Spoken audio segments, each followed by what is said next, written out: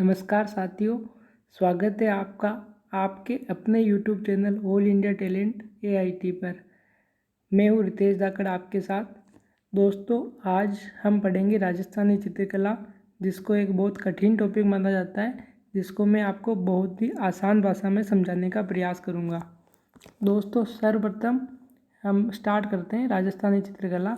दोस्तों, राजस्थानी चित्रकला का जो जनक है वो आनंद कुमार स्वामी को माना जाता है, जिन्होंने 1916 में एक किताब लिखी थी राजपूत पेंटिंग्स के नाम से, जिसमें इन्होंने राजस्थानी चित्रकला का सर्वप्रथम वैज्ञानिक विभाजन किया था। जो राजस्थानी चित्रकला की जो उत्पत्ति है वो मानी जाती है अपभ्रंश चित्रशैली से, और इसकी जो जन्मभूमि या अपन ऐसे बोल सकते हैं कि मूल शैली है वो मेवाड़ चित्रशैली को माना जाता है। दोस्तों, भारतीय चित्रकला का जो स्वर्ण काल है वो जहांगीर के काल को माना जाता है। इसको आप ऐसे याद रख सकते हैं कि जो पेंट होता है वो जहाँ पे गिर जाता है वहाँ निशान छोड़ देता है, तो जहाँ गिर जाता है तो मतलब जहांगीर। और राजस्थान का जो प्रथम चित्रकार था वो श्रृंगधर था। इसका उल्लेख तिब्बती इतिहासकार लामा तारनाथ ने सर्वप्रथम किया है। और जो राजस्थान में कई कई सारी जगह पे शैल चित्र पाए जाते हैं, जिसमें आलनिया कोटा के जो शैल चित्र हैं उनकी खोज डॉक्टर जगत नारायण ने की थी। और राजस्थान के जो सर्वाधिक प्राचीन ग्रंथ है वो 1060 ईस्वी में लिखे गए थे। ओद नियुक्ति वृत्ति और 10वें कालिक सूत्र चूर्णी, ये दोनों ही जैन ग्रंथ हैं जो वर्तमान में जैसलमेर भंडार में रखे गए हैं, और ये प्रतिहारकालीन मारवाड़ शैली के ग्रंथ हैं। तो दोस्तों, आगे चलते हैं हम।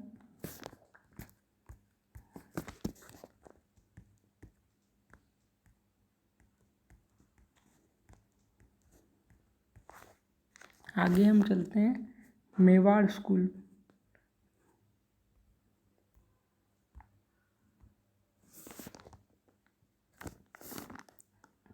मेवाड़ स्कूल में हम सबसे पहले पढ़ेंगे मेवाड़ शैली, जिसको उदयपुर शैली को मेवाड़ शैली भी बोलते हैं।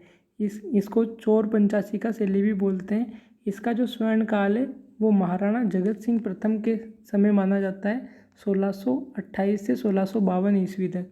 इसके जो प्रमुख चित्रकार है उसकी ट्रिक है महाराणा साहब मुरली मनोहर की कृपा नसीरू पर उमड़ रही। जैसे हम बोलते हैं ना महाराणा प्रताप, उसकी जगह हम बोलेंगे महाराणा साहब। साहब से बन जाएगा साहिबुद्दीन, मनोहर से बन जाएगा मनोहर, कृपा से बन जाएगा कृपाराम, नसीरू से बन जाएगा नसीरुद्दीन, उमड़ से बन जाएगा उमरा। तो और इसकी अगर ये ट्रिक याद नहीं रहे तो एक और ट्रिक है महाराणा साहब दीन दुखियों पर कृपा करो। जो मतलब तो साहब से बन जाएगा साहिबुद्दीन और कृपा से बन जाएगा कृपाराम। जो मेवाड़ चित्रशैली के जो प्रमुख चित्रित ग्रंथ है वो है श्रावक प्रतिक्रमण सूत्र चूर्णी, जो 1260 ईस्वी में रावल तेज सिंह के समय बनाया था कमल चंद ने। तो इसको आप ऐसे याद रख सकते हैं कि कमल मेरे खेत पर अतिक्रमण मत कर। तो अतिक्रमण से तो बन जाएगा प्रतिक्रमण सूत्र चूर्णी, और कमल से बन जाएगा कमल चंद।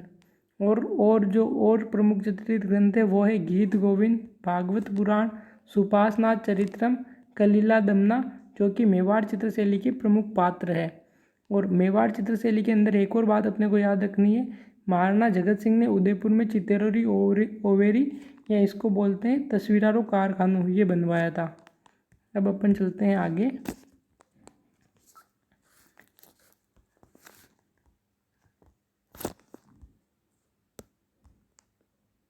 नाथद्वारा चित्रशैली पर। नाथद्वारा चित्रशैली में अपने को जो सबसे खास बात याद रखनी वो है कि ये पिछवाइया चित्रण के लिए प्रसिद्ध है। पिछवाई चित्रण किसको बोलते हैं कि पर्दे पर जो कृष्ण लीलाएं हैं उनके चित्रण को पिछवाई चित्रण बोला जाता है। इसके जो प्रमुख चित्रकार है वो है नारायण, काशीराम, चतुर्भुज, कमला और इलायची। इसकी ट्रिक है कमला इलायची वाले दूध का भोग लगाना श्रीनाथ जी को। तो कमला से कमला, इलायची से इलायची, श्रीनाथ जी से बन जाएगा ये श्रीनाथ जी की मतलब नाथ द्वारा चित्रशैली की ट्रिक है। बाकी जो भी नाम आएंगे उनमें कृष्ण भगवान के नाम होंगे, जैसे कि नारायण हो गया, चतुर्भुज हो गया, ये सारे कृष्ण भगवान के नाम हैं। इसके बाद में अपन चलते हैं अगली देवगढ़ चित्रशैली पर। देवगढ़ चित्रशैली को जो प्रकाश में लाने का श्रेय है वो श्रीधर अंधारे को जाता है। और अब इसको याद रख सकते हैं आप कि जो देवता होते हैं वही अंधे को आंखें देंगे, तो अंधा मतलब अंधा रहे। और जो इसकी जो शुरुआत हुई थी वो द्वारिकादास चुंडावत के समय हुई थी, जिस और देवगढ़ शैली को अपन कॉकटेल शैली भी कहते हैं, क्योंकि ये 3 से अधिक शैलियों का मिश्रण है, मेवाड़, मारवाड़ और जयपुर। इसके जो चित्रकार को याद करने की ट्रिक है वो है, देवता भी आजकल केबीसी खेलते हैं। देवता से बन जाएगा देवगढ़ शैली, के से बन जाएगा कंवला, बी से बन जाएगा बैजनाथ, सी से बन जाएगा चोखा। और जो देवगढ़ चित्र शैली के जो भित्ति चित्र है वो हमें अजारारी, ओवेरी और मोती महल उदयपुर में देखने को मिलते हैं। इसके बाद चलते हैं अपन चावंड शैली पर। चावंड शैली जिसका प्रारंभ है वो महाराणा प्रताप के समय हुआ था और स्वर्णकाल है वो अमर सिंह प्रथम के समय को माना जाता है। इसका जो प्रमुख चित्र है वो रागमाला है, जिसे नसीरुद्दीन ने बनाया था अमर सिंह प्रथम के समय। और वर्तमान में जो रागमाला है वो दिल्ली संग्रहालय में रखा गया है। ठीक है दोस्तों, अब आगे चलते हैं अपन मारवाड़ स्कूल पर।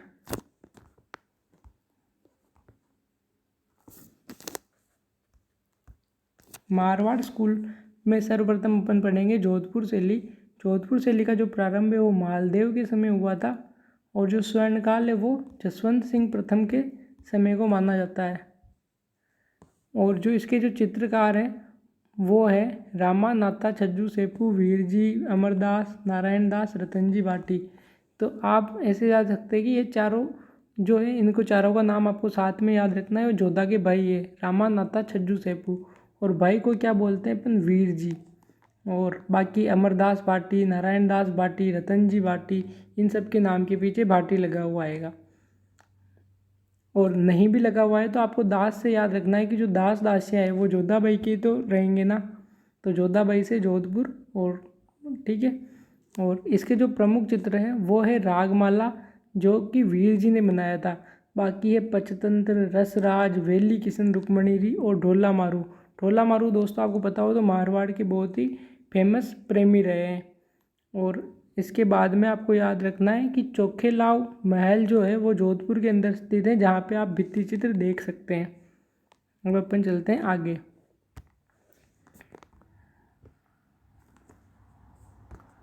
अब अपने को याद रखना है बीकानेर शैली। बीकानेर शैली का जो प्रारंभ है वो राय सिंह के समय हुआ था और जो इसका स्वर्णकाल है वो महाराजा अनूप सिंह के समय को माना जाता है। महाराजा अनूप सिंह, इसकी जो चित्रकार है उसकी ट्रिक है कि अले चंदू आज क्या बिका, तो चंदू ने कहा कि लहसुन, मूली, कांदा। तो अले से बन जाएगा अली राजा, चंदू से बन जाएगा चंदूलाल, बिका से बन जाएगा बीकानेर, लहसुन से बन जाएगा हसन, और मूली से बन जाएगा मुन्ना लाल, और कांदा से बन जाएगा मुकुंद।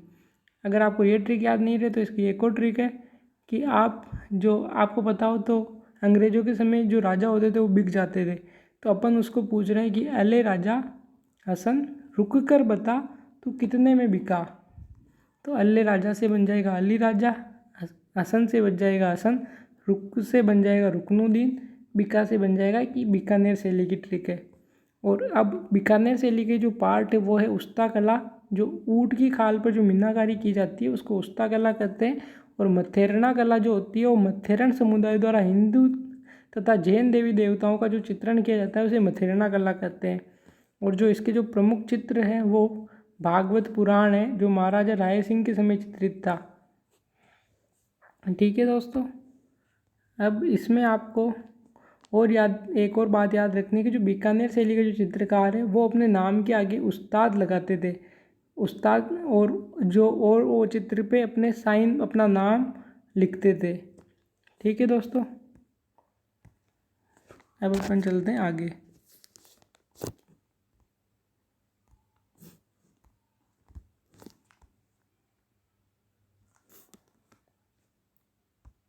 किशनगढ़ शैली।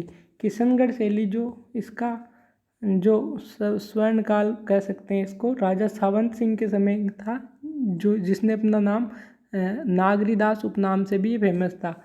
किशनगढ़ शैली को जो प्रकाश में लाने का श्रेय वो एरिक डिक्सन और डॉक्टर फैयाज अली को जाता है।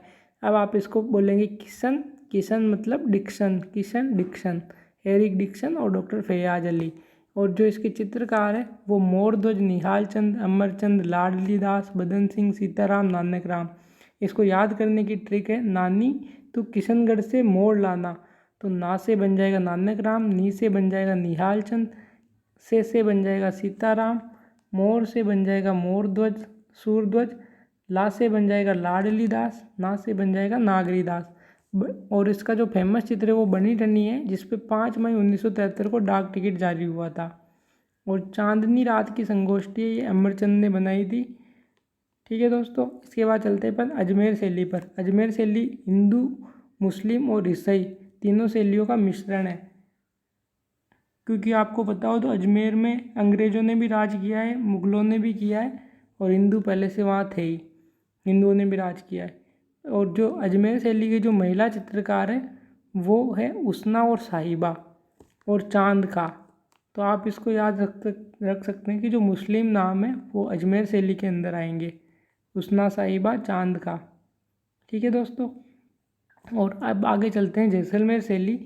एकमात्र ऐसी शैली है जो स्थानीय शैली है जिस पर मुग़ल शैली का प्रभाव नहीं है। इसका क्वेश्चन ऐसा आता है कि ऐसी कौन सी चित्र शैली जिस पर मुग़ल शैली का प्रभाव नहीं है, तो वो है जैसलमेर शैली। इसका प्रमुख चित्र है वो है मूमल। मूमल जैसलमेर की राजकुमारी थी। और आगे चलते हैं नागौर शैली। नागौर शैली की एक विशेषता है कि पारदर्शी वेशभूषा, पारदर्शी ओढ़नी नागौर शैली की विशेषता है। अब अपन चलते हैं आगे, टुंडार स्कूल।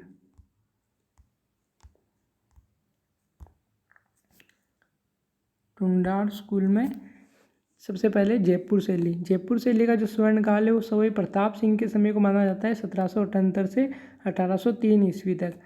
और इसमें जो क्वेश्चन बनते हैं वो बनता है कि सवाई ईश्वर सिंह का जो आदम का चित्र था वो किसने बनाया था, तो साहिब राम। दोस्तों आपको पता हो तो साहिबुद्दीन आया था। साहिबुद्दीन मेवाड़ चित्र शैली में आएगा और जयपुर शैली में आएगा साहिब राम। तो आपको कंफ्यूज नहीं होना है, इसको ऐसे याद रखना है कि साहिब राम हमारे ईश्वर है, तो इसके पीछे राम आ रहा है तो राम हमारे ईश्वर है, तो साहिब राम और ईश्वर से बन जाएगा ईश्वर सिंह का आदम का चित्र। और जयपुर शैली में एक और बात याद रखनी है कि महाराजा राम सिंह के समय उन्होंने मदरसा हुनरी की स्थापना की थी, जिसको महाराजा स्कूल ऑफ आर्ट्स नाम कर दिया था बाद में। इसकी स्थापना हुई थी 1857 ईस्वी में। और आइमा, कलाव्रत और सूरत खाना ये संस्थान भी जयपुर में स्थित है। सूरत खाना सवाई जयसिंह प्रथम ने बनवाया था। और दोस्तों जो जयपुर शैली की एक विशेषता है वो है आला गिला और आराइश पद्धति। इसी पद्धति के कारण जो जयपुर के जो चित्र है वो काफ़ी समय तक ख़राब नहीं होते। आप आमेर में जाएंगे तो वहाँ पे जो पेंटिंग्स है वो अभी भी वैसी की वैसी ही है, तो ये इसी पद्धति के कारण है। और जो इसको चित्रकारों को याद करने की ट्रिक है वो है जयपुर के हुकुम चिलम सलगा कर पीते हैं। हुकुम से बन जाएगा हुक्मा, चिलम से बन जाएगा चिमना, सलगा से बन जाएगा सालीग्राम और साहिबराम। ठीक है दोस्तों, आगे चलते हैं।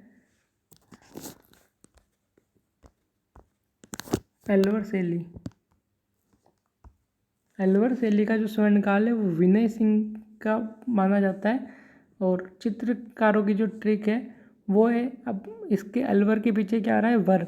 वर की शादी में गुलाम जामुन खाए, तो वर से बन जाएगा अलवर, गू से बन जाएगा गुलाम अली, ला से बन जाएगा छोटे लाल, ब से बन जाएगा बक्साराम, जामुन से बन जाएगा जमुना दास, न से बन जाएगा नंदराम। और जो इसका प्रमुख चित्र है वो है गुलिस्ता की पांडुलिपि। और जो इसने गुलिस्ता की पांडुलिपि बनाई थी बलदेव और गुलाम अली ने। तो अब इसको याद रखने की ट्रिक है कि गुलाम को गुलिस्ता बनाने के लिए देवताओं के बल की ज़रूरत पड़ेगी, तो गुलाम से बन जाएगा गुलाम अली, देवताओं से बन जाएगा, देवताओं के बल से बन जाएगा बलदेव। ठीक है दोस्तों, आगे चलते हैं। उनियारा शैली। जो उनियारा जो पड़ता है वो टोंक के अंदर पड़ता है। तो अब इसको याद करने की ट्रिक है, इसके जो चित्रकार है, यार मीरा का धर्म बता, तो यार से बन जाएगा उनियारा, मीरा से बन जाएगा मीर बख्श, का से बन जाएगा काशीराम, धर्म से बन जाएगा धीमा और भीमा, बता से बन जाएगा बख्तावर। ठीक है दोस्तों, जो इसका जो फेमस चित्रकार है वो मीर बख्श है। ठीक है, तो मतलब आपको याद हो तो मीरा को मतलब कि जहर दिया गया था। तो जैसे उस राजा का दोस्त उसको बोल रहा है कि मीरा को बख्श दे यारा, कि उसको जहर मत दे। ठीक है, तो इससे बन जाएगा मीर बख्श और यारा से बन जाएगा उनियारा। आगे चलते हैं। हाड़ौती स्कूल दोस्तों, इसमें प्रमुख जो चित्र शैली है दो है, वो एक कोटा शैली और बूंदी शैली। तो कोटा शैली का जो स्वर्णकाल है वो महाराजा उम्मेद सिंह प्रथम का काल माना जाता है। कोटा शैली की जो विशेषता है वो है शिकार के दृश्यों का सर्वाधिक चित्रण। इसमें आपको पूछ लेंगे कि रानियों को शिकार करते हुए कहाँ दर्शाया गया है, तो आपको जवाब देना है कोटा शैली।